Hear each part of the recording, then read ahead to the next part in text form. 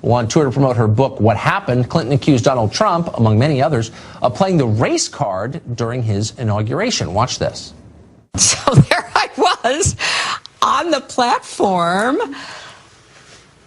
you know, feeling like an out-of-body experience. And then his speech, which was a cry from the white nationalist gut. This American carnage stops. What an opportunity to say, okay, I'm proud of my supporters, but I'm the president of all Americans. That's not what we heard at all.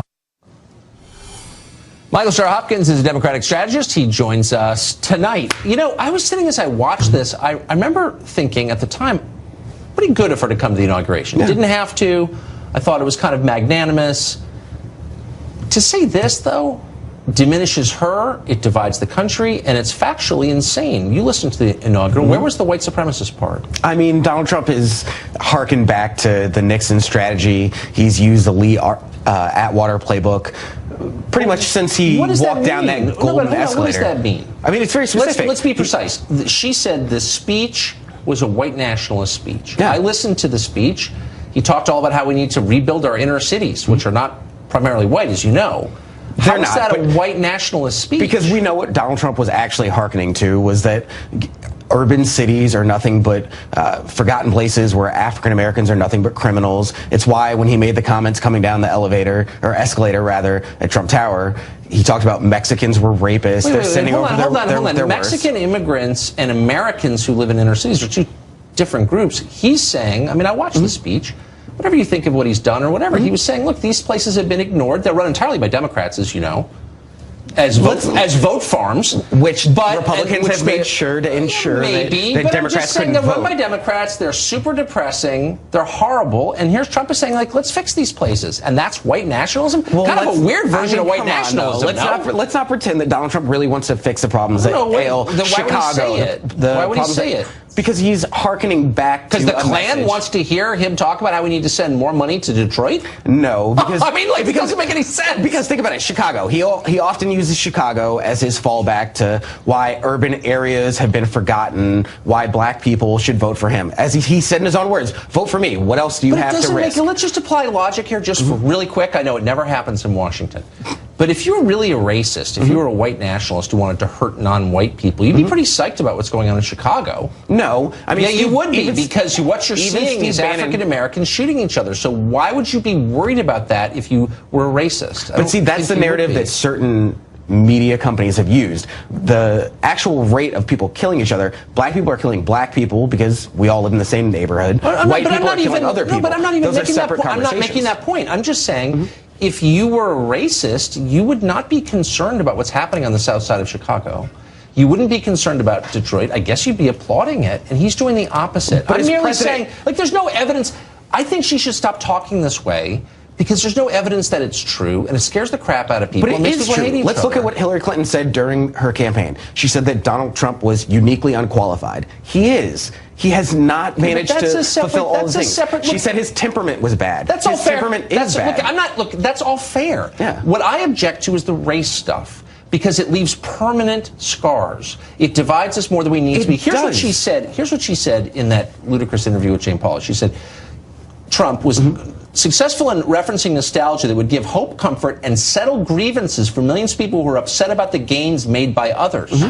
Let's look specifically at what you're saying is millions of white people, Pauley said. Millions of white people, yeah, Clinton replied. Now imagine if Mitt Romney had said in a post-election interview, you know, I lost because of millions of resentful black people. Yeah, if he said, no, he did. After he lost the election, he came out and said the reason I lost is because Obama was willing to give to takers and I wasn't. If he had said, millions of resentful black people voted for me because they don't like whites, I would have said, Mitt Romney, that's a disgusting thing to say. I never would have stood by while he said something like that. That's an awful thing to say. I can't believe she said that. I mean, blaming people by their race? Like, what is this anyway? Are you allowed to do that now? Hillary Clinton was not blaming people by their race specifically. Well, she says it right here. Hold on, millions of white people. Let's look specifically. Yeah. Making America Great Again. Where did that come from? From Nixon. Literally, the campaign slogan of Donald Trump was the campaign slogan that Richard Nixon used to divide people by races. It's a pretty obvious one. I mean, let's take our country back. Where did that come from? The country's in decline.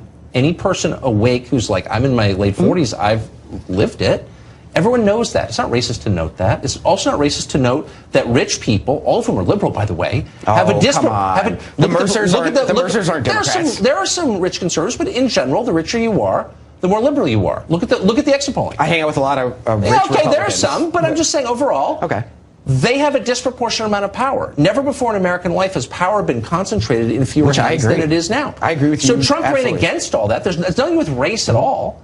And all of a sudden he's a white nationalist? Like, what you're missing is what's actually happening in America. I agree with you. Democrats need a more economic message. And You think? And I think that that's something that Democrats are going to be better with doing. Millions of white people. By the way, I don't think you should be allowed to dismiss people on the basis of their race. Like, we should just say that's a rule. Millions of white people. I think we should stop right there. If I was doing the interview, I'd say, whoa, wait a second. But what did you just say? Hillary Clinton didn't dismiss people by their race. Yes, she did. She did.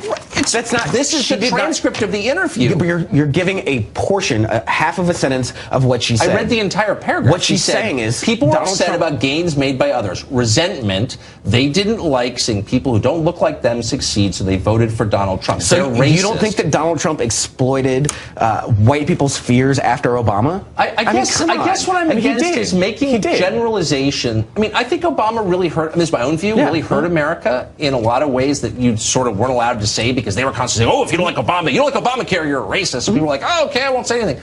But he really did kind of hurt America. He divided it.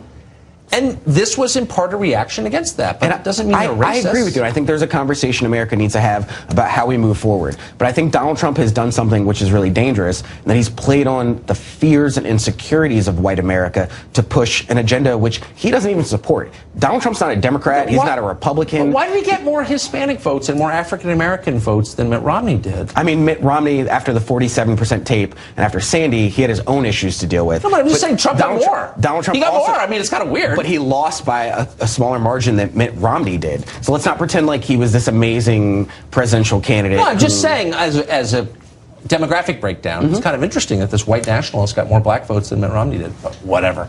We'll see how that works out come 2020. Mr. Hopkins, thank you for joining us. It's always good to see you, man.